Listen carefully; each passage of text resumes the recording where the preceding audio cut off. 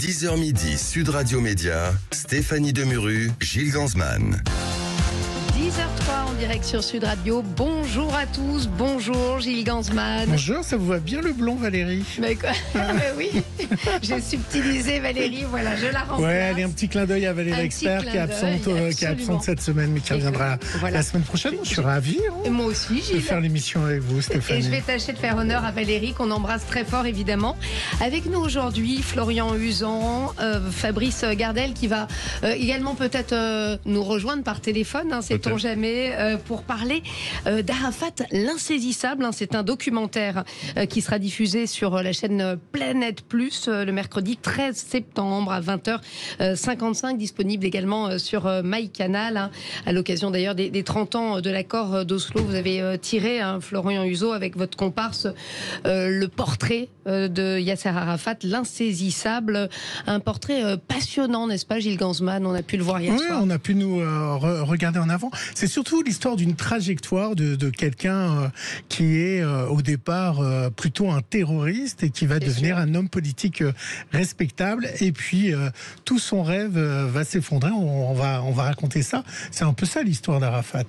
Oui, c'est ça, c'est l'histoire d'une évolution d'un personnage, effectivement, qui est presque un personnage de fiction dès le départ. C'est-à-dire qu'il commence en militant politique, puis il va devenir, effectivement, guerrier, révolutionnaire, terroriste. Et il va se métamorphoser, effectivement, en homme politique, en diplomate, en chef d'État et en prix Nobel de la paix, même à un moment. Donc c'est une trajectoire quand même qu'on voit pas tous les jours. Et pourquoi l'insaisissable? L'insaisissable parce qu'on ne peut pas l'attraper, en fait. Déjà pour les Israéliens qui essaient de lui faire la peau globalement toute sa vie, et y compris pour nous, réalisateurs, Fabrice Gardel et moi, c'est-à-dire qu'il y a quelque chose d'insaisissable chez lui, on n'arrive pas à le comprendre, il y a quelque chose de fantomatique chez lui. Même ses amis, d'ailleurs, le comparaient à du mercure. C'est une espèce de substance sans forme qui glisse entre les doigts. Donc il a vraiment quelque chose, et même, j'allais dire, sa vie en elle-même pose un problème, puisqu'on ne sait pas où il est né, on ne sait pas comment il est mort, donc sa vie est un mystère du début à la fin. Donc il reste insaisissable, même pour nous, même après avoir fait le film, il y a quelque chose encore qui nous échappe chez lui. Oui, vous expliquez d'ailleurs dans le documentaire que pour échapper au Mossad, il se déguise en boulanger, en femme. Mais vous n'avez pas de photos, vous avez des preuves de ça qui se déguisait? Non, c'est les témoignages, c'est lui qui raconte, c'est tout ce qu'on a pu voir de ça. Mais il s'est caché dans des coffres de voitures, il s'est caché dans des chambres de bonne. Il s'est caché absolument partout. Il a une vie vraiment, effectivement, Et quelle vie incroyable, en tout cas, on en parlera avec vous et avec Fabrice Gardel, qui est également par téléphone. Ça y est, il a surgi. Bonjour Fabrice. Bonjour Fabrice. Bonjour. On parlera de ce documentaire avec vous tout à l'heure. On aura l'occasion de développer longuement tout à l'heure, Fabrice. Et tout de suite, c'est le zapping du jour avec vous, cher Gilles. Sud Radio Média, l'instant zapping. Et oui, vendredi est partie la Coupe du Monde avec un score lunaire pour TF1. Ah oui, 15 millions de téléspectateurs. Et vous connaissez la part de marché, Stéphanie? Non. Alors, vous imaginez à combien la part de marché? Ne me donnez pas d'école, on dirait Jean-Jacques Bourdin et ses sous-marins, ça suffit, enfin voyons. La part de marché, c'est le nombre de Français qui sont devant la télévision et combien ils étaient, 64,5%. Et mais oui, c'est énorme. C'est pour ça que je savais que vous ne devineriez pas. Ça veut dire qu'un Français sur 6 était devant TF1. C'est juste un score incroyable. Alors évidemment, il y a eu la cérémonie dont tout le monde a parlé, d'ouverture. C'est d'une grande modernité. Il y avait pas pas vous y mettre, vous non, mais on aurait pu mettre un coq en drone. Enfin, je sais pas, rendre un petit hommage à Roger Coudert quand même. C'était les années 50. Allez les petits. Roger Coudert aussi. Mais il y avait la patrouille de France.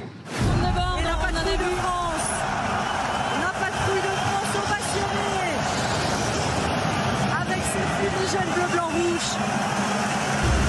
Ces images, elles prouvent que ce soir, on est tous égaux. On est tous supporters, on est tous derrière. Le Paquito. Vous avez fait ça, Isabelle? Oh oui, je l'ai fait. Malheureusement, le Paquito. Ça, c'est vraiment la tradition, la fête dans le sud-ouest et maintenant, évidemment, partout en France. Sacrée ambiance quand même. Oui, grande ambiance. Vendredi, on fera un paquito, s'il vous plaît. Pour célébrer la fin de la semaine. Avec plaisir, tous les deux. J'ai mon bandana. Pour ceux qui sont sur YouTube, Facebook, sachez que vous pouvez toujours gagner. Ce soir, il y aura un tirage au sort dans l'émission de 20h sur Sud Radio. Vous savez qu'on a une émission sur le rugby. Absolument. Et donc, ce sera tiré au sort des gagnants pour gagner le ballon Sud Radio, rugby Sud Radio, puis également des maillots. Dédicacés, si j'ai bien compris. Dédicacés, certains. Donc voilà.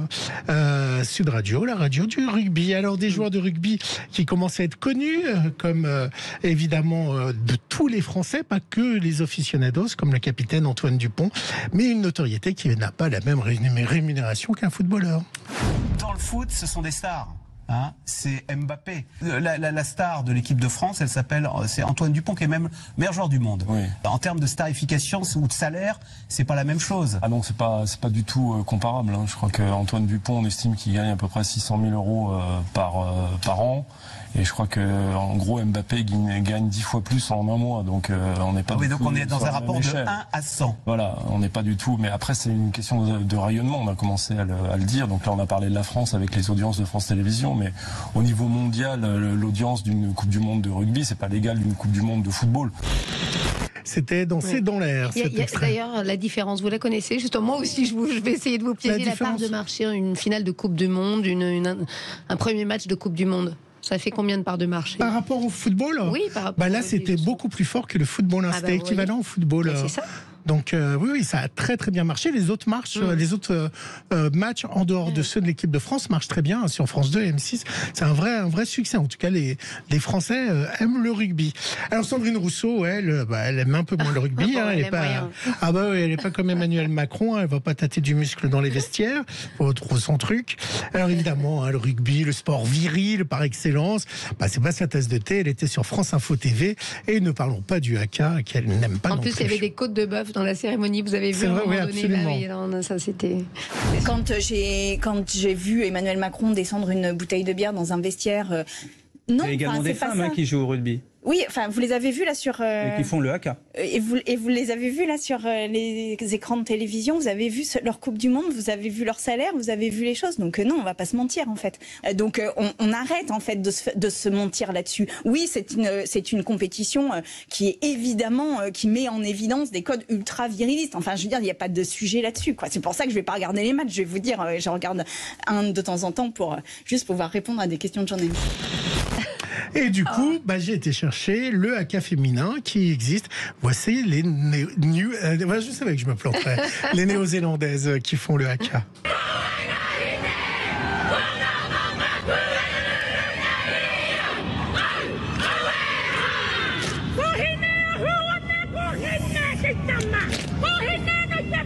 Vous savez ce qu'a dit John, le réalisateur? Non.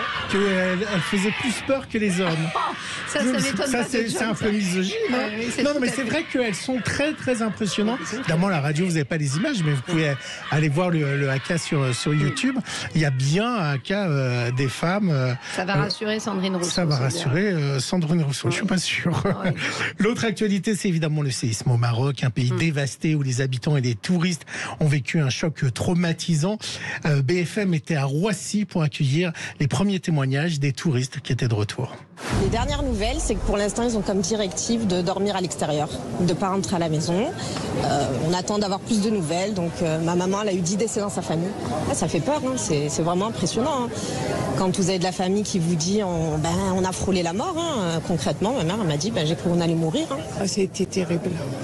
On a passé une nuit debout. On n'a pas dormi toute la nuit. C'est terrible.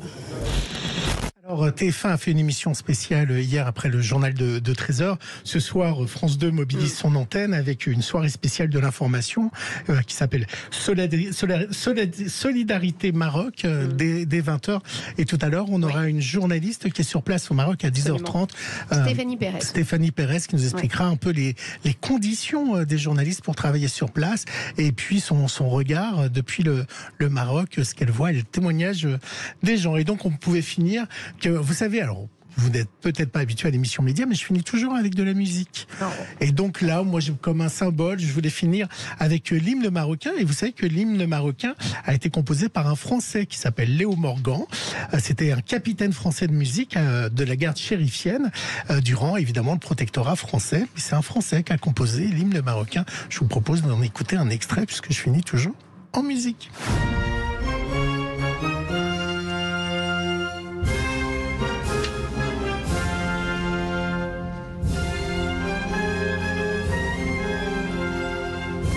Et on parlera du Maroc donc tout à l'heure à 10h30 dans le supplément média. C'est joli, hein? Oui, très très bel hymne. Merci Gilles Gansman. Et on se retrouve dans quelques instants, juste après une petite pause, avec nos invités Fabrice Gardel, Florian Uzan, qui ont réalisé le documentaire Arafat l'insaisissable et qui sera diffusé sur Planète mercredi. À tout de suite. Le 10h Sud Radio Média, les invités du jour. Merci de nous retrouver en direct sur Sud Radio avec Gilles Gansman, bien évidemment, Fabrice Gardel et Florian Uzan, nos invités aujourd'hui, réalisateurs du documentaire Arafat l'insaisissable, qui sera diffusé mercredi 13 septembre à 20h55 sur Planète et disponible sur MyCanal. Quelques mois de travail, c'est très documenté, ce documentaire. Oui, d'abord on a travaillé comme ça en se documentant avec tous les livres, toutes les biographies qu'on pouvait trouver. On a travaillé aussi avec un des spécialistes mondiaux de la question qui est Henri Laurence, professeur au Collège de France, ce qui nous empêchait de dire des bêtises et d'avoir toujours un regard juste et avisé sur le sujet. Et effectivement, c'est les archives. On a travaillé avec les équipes de notre productrice Diane Imbeau-Huard de la production CCNC. Et en fait, c'était incroyable parce qu'on a eu des milliers d'archives à notre disposition. On travaillait à la commande quasiment. Et c'était un vrai plaisir de travailler avec eux. Alors, ce qu'il y a, leur rendre hommage parce que c'est les producteurs d'Apocalypse et ils ont une expertise en termes d'archives qui est exceptionnelle. Ils ont trouvé des archives russes inédites, des archives italiennes et aussi les fonds Arafat. Donc ça, c'est en termes de documents inédits, c'est vraiment exceptionnel grâce aux producteurs. Et puis on peut signaler votre monteur parce que le montage est assez rythmé, qui est d'une modernité. Ce documentaire est vraiment très moderne. Il n'y a pas ce qu'on appelle de testimonial, c'est-à-dire des gens qui disent oui, Arafat était comme ci, comme ça. On a vraiment que du document avec une voix off, avec du narratif, et on peut du coup se faire une opinion du personnage et de son histoire. Et donc tout commence par quand même Arafat, ce que je ne savais pas, qui fait fortune dans l'immobilier, c'est ça ? Oui, effectivement, on voit tout le temps le personnage politique et en fait, il est beaucoup plus romanesque. Il a commencé effectivement à faire de l'argent. C'était un très bon businessman. Il a le sens de l'argent. D'ailleurs, plus tard, on dira c'est un corrupteur et pas un corrompu, mais en tout cas un corrupteur. Et l'argent est au cœur du système. Et tout jeune déjà, effectivement, il y a ce rapport à l'argent. Et puis ensuite, il prend fait et cause pour la Palestine, mais il va être rejeté par les autres pays. On découvre que lorsqu'il veut s'installer au Liban, ça marche pas. Quand il veut s'installer en Jordanie, ça ne marche pas. Et il lâche pas l'affaire. Et il a ce vrai combat. Et ce que vous dites également dans le documentaire, c'est que lui, il recherche ni la gloire, ni... en tout cas, il va pas se construire des grandes maisons. Il va rester toujours quelqu'un de modeste avec son treillis. Oui, il avait vraiment, c'est-à-dire qu'il a été habité par sa cause toute sa vie. Il n'a pensé qu'à ça toute sa vie. Effectivement, il dormait dans son avion. Voilà, mais il mangeait une tranche de pastèque et le miel du Yémen, qui est son seul luxe. C'était son seul luxe. Effectivement, on l'a beaucoup accusé effectivement d'être corrompu, mais en réalité, il se servait de l'argent pour déjouer des complots. C'était son épouse manifestement qui avait des goûts de luxe. C'est ce qu'on dit visiblement, c'est possible. Voilà. Soit Arafat, elle était beaucoup plus intéressée par les sous, et Arafat avait compris que c'était le nerf de la guerre, mais effectivement pour acheter des alliances, pour déjouer des complots. Donc l'argent est au cœur de l'histoire, mais une fois de plus, la formule est assez juste. Je crois que d'Henri Laurence, c'était un corrupteur, pas nécessairement un corrompu. Est-ce qu'on sait ce qu'est devenu sa femme et sa fille ? Est-ce que vous êtes intéressé à savoir que sont devenus il avait adopté un enfant aussi. Qu'est-ce qu'ils sont devenus ? Enfants, en fait, il a tous les enfants des martyrs palestiniens. Il a une fille avec Soha Arafat. On a essayé de les contacter, mais elles sont très difficilement accessibles. On ne sait pas si elles vivent soit en France, soit en Tunisie, soit en Grèce. C'est très compliqué de les avoir. Je pense qu'elle ne cherche pas spécialement. Non, elle ne cherche pas spécialement. Voilà. On ne sait pas ce qu'elle est devenue, de quoi elle vit. Et... Non, ce qu'on sait, c'est qu'effectivement, elle est à l'abri du besoin et qu'elle a quand même mis beaucoup d'argent de côté. Ça, tout le monde le dit. Et elle aime l'argent. Et ce qui n'était pas le cas de son mari, mais elle vit à l'abri du besoin. Et donc ces 26 enfants adoptés des martyrs, ça c'est un pan de la vie de Yasser Arafat qu'on ne connaissait pas vraiment. Oui, il était très proche de ses combattants et donc il a même l'argent qu'il arrivait à récolter, en réalité, il le redistribuait aussi aux Palestiniens, aux plus pauvres, à ceux qui justement étaient enfants des martyrs, et il les prenait en charge. Mais quand même un sens du sens du marketing quand même qu'il avait. On l'a vu d'ailleurs lors de son exil en Tunisie. Il sait se vendre. Il se met en scène toujours et évidemment ce qu'il a mis en scène dès le départ, c'est le kéfier. C'est vraiment en sortant de la guerre des 6 jours, avec la bataille, ce qu'on appelle la bataille de Karameh, qui est en fait on le dit, c'est une défaite glorieuse, parce qu'en fait, il était un peu comme les 300 Spartiates. Ils sont partis à 300 Palestiniens contre l'armée israélienne. Ils ont perdu, mais ils ont résisté. Et donc, voilà, on a découvert cet homme qu'on a appelé le Che Guevara de l'Orient par la suite. Ce qui lui va assez bien, je trouve. Et voilà, il a commencé effectivement à intéresser les médias du monde entier avec son kéfier, ses lunettes de soleil, voilà, son trait militaire. Voilà, c'est un côté révolutionnaire qui marchait bien. Quand on se retourne sur l'histoire, ce qui est paradoxal, c'est qu'alors qu'il a quand même joué un rôle politique considérable, qu'est-ce qui reste à la fin? Je trouve que c'est intéressant, on a destin. Et effectivement, il reste ce kéfier, les lunettes noires et la déclaration, le rameau d'olivier à la Kalachnikov. Donc c'est effectivement, il a compris le monde médiatique, j'allais dire, bien avant tout le monde, et comment on devient une icône. Et je pense que c'est un des éléments importants du film, c'est de montrer que l'image compte énormément. Et oui, pour nos auditeurs, vous faites allusion, il est devant l'ONU et il dit: dans une main, j'ai un rameau d'olivier, dans une autre, j'ai une arme, ne laissez pas tomber le rameau d'olivier. Ce qui sous-entend, il resterait que l'arme. Ouais, on voit là sa duplicité, c'est-à-dire que la formule qui est restée dans l'histoire, le rameau d'olivier et la Kalachnikov, et il termine en disant: ne laissez pas tomber le rameau d'olivier, c'est-à-dire qu'il renvoie sur les autres l'incitation à la violence, qui est quand même incroyablement paradoxal. Et puis donc on fête les 30 ans des accords d'Oslo, et dans ces accords, donc il va y avoir un accord entre l'Israël et la Palestine. On croit que la paix arrive, c'est le président Clinton qui est à ce moment-là. Et puis ces accords, ils ne plaisent ni au peuple israélien, ni au peuple palestinien, et tout va capoter. En fait. Et son rêve va capoter. Cet accord ne plaît pas aux radicaux. Oui. Effectivement, du côté palestinien, le Hamas crie mort à Arafat, en le traitant de traître globalement. Et pareil pour Yitzhak Rabin, qui va le payer de sa vie par la suite, puisque un extrémiste religieux va l'assassiner quelques temps après. D'ailleurs, ça attire beaucoup l'attention parce que son ancien ennemi, Yitzhak Rabin, avec lequel il a fait la paix, on voit cette émotion quand Yitzhak Rabin se fait assassiner. On le voit en larmes, on voit des archives où Yasser Arafat est en larmes. Vous dites qu'il est insaisissable, mais c'est vrai qu'on se rend compte que le terroriste est vraiment peut-être devenu un diplomate attaché à la paix. Complètement, mais c'était vraiment, je pense, un homme de paix qui s'est servi des moyens qu'il avait au début. C'est-à-dire que voilà, malheureusement, les seuls moyens qu'il avait au début, c'était le combat armé. Il a commencé comme ça, mais en discutant même avec Henri Laurence, le spécialiste du sujet, on comprend vite qu'en fait Arafat, dès le départ, sait que le combat armé est une impasse. Il le sait, et dès qu'il l'a pu, il a changé de cap pour se diriger vers la diplomatie. En réalité, d'ailleurs, je pense que Arafat... Avec l'aide du président... du Premier ministre... autrichien. Chancelier autrichien. Voilà, et qui est juif. Qui est juif, voilà. Juif rescapé des camps, qui va être le premier dirigeant européen à inviter Arafat chez lui. C'est lui qui va pousser justement pour que Arafat aille à l'ONU et soit reconnu comme un leader à part entière. Et un des intérêts peut-être de ce film, en prenant de la distance, c'est qu'on voit tout le temps sur les chaînes d'infos en continu, dès qu'il y a des attentats, d'un côté ou de l'autre, parce que le sang coule des deux côtés, et on a ces images terribles et dramatiques. Et en prenant du recul, ce qui nous a paru aussi intéressant, c'est de montrer que les cycles de la violence se reproduisent. C'est-à-dire que Arafat tente de faire des accords, plus ou moins bien, et systématiquement, il est débordé par les extrêmes de son côté, de la même façon que les Israéliens sont débordés par les extrêmes. Et en fait, c'est une sorte de tragédie qui se rejoue, et je trouve que de prendre ce recul historique sur 40, 50 ans permet d'éclairer un petit peu les images dramatiques qu'on voit tourner en boucle aujourd'hui, et c'est les mêmes processus.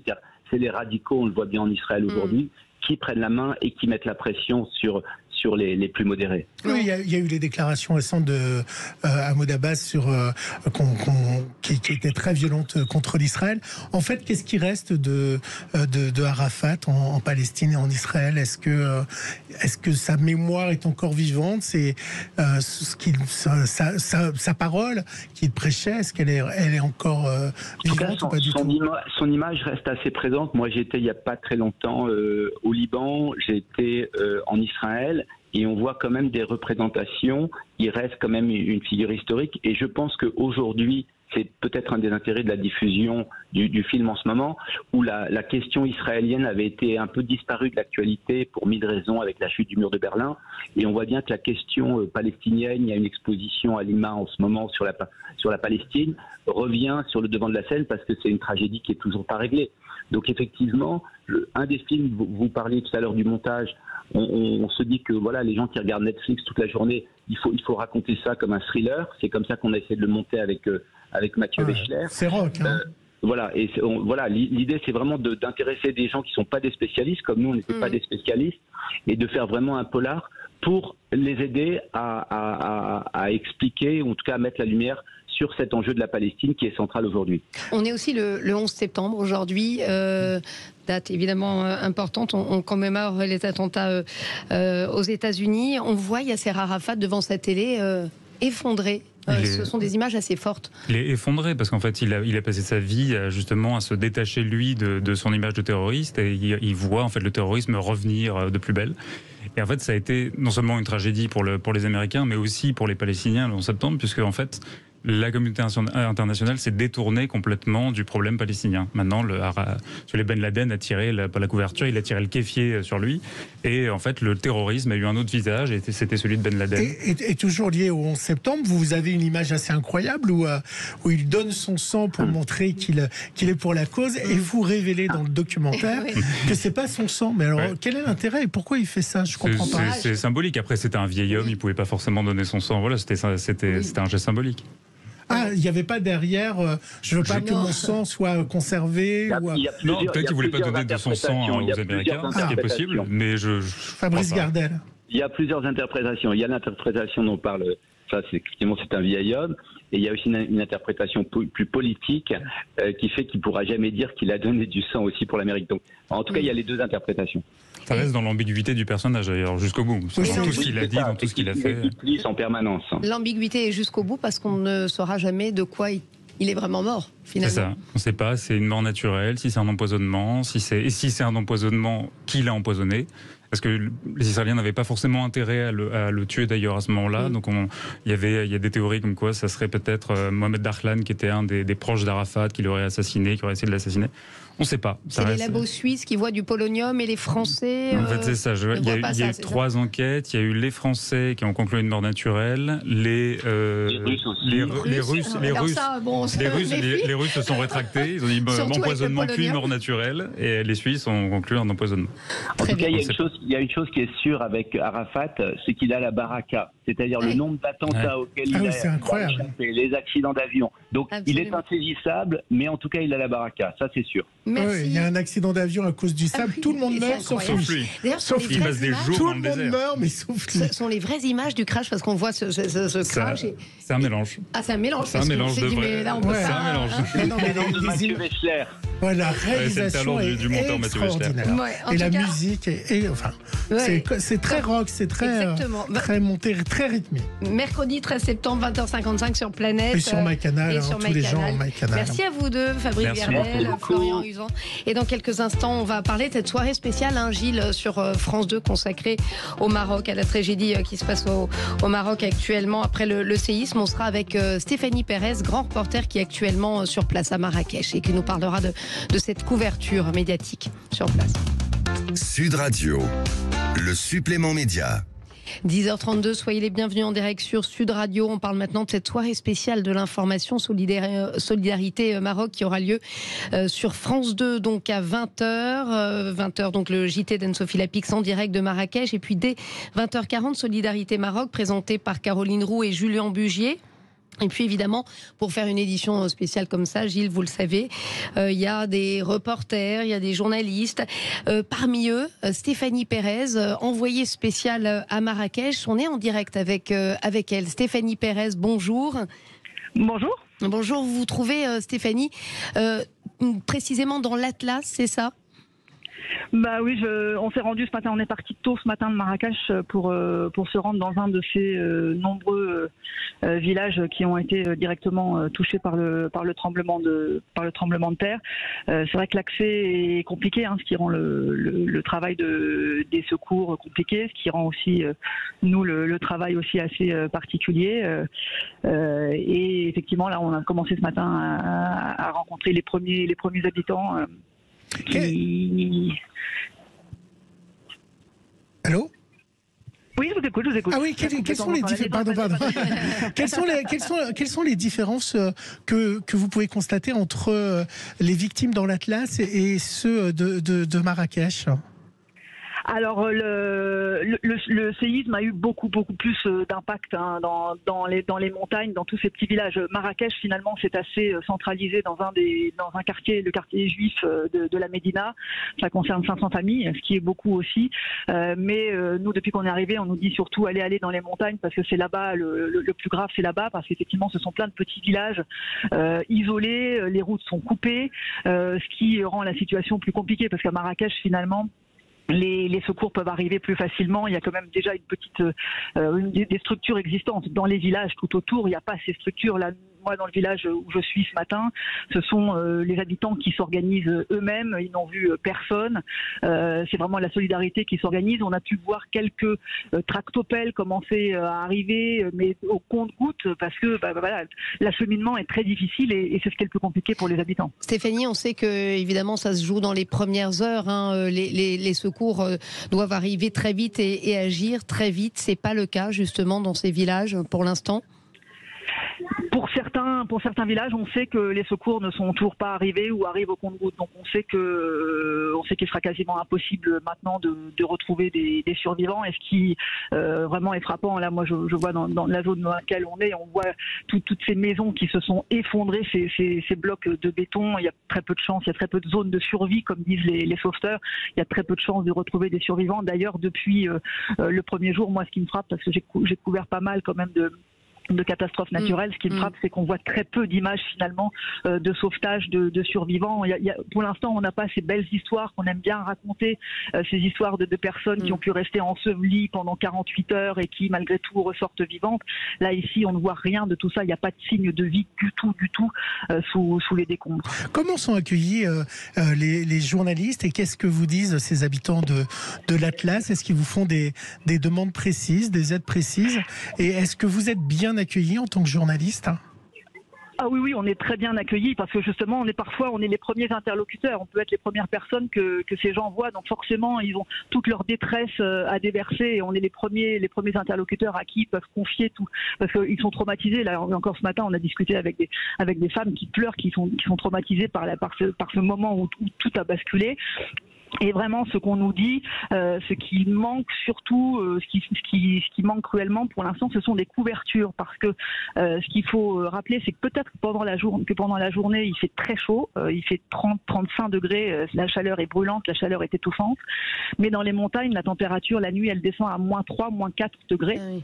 Et pour l'instant, toutes les familles là que nous avons vues, ils ont quelques couvertures qui se partagent. Toujours cette fameuse solidarité.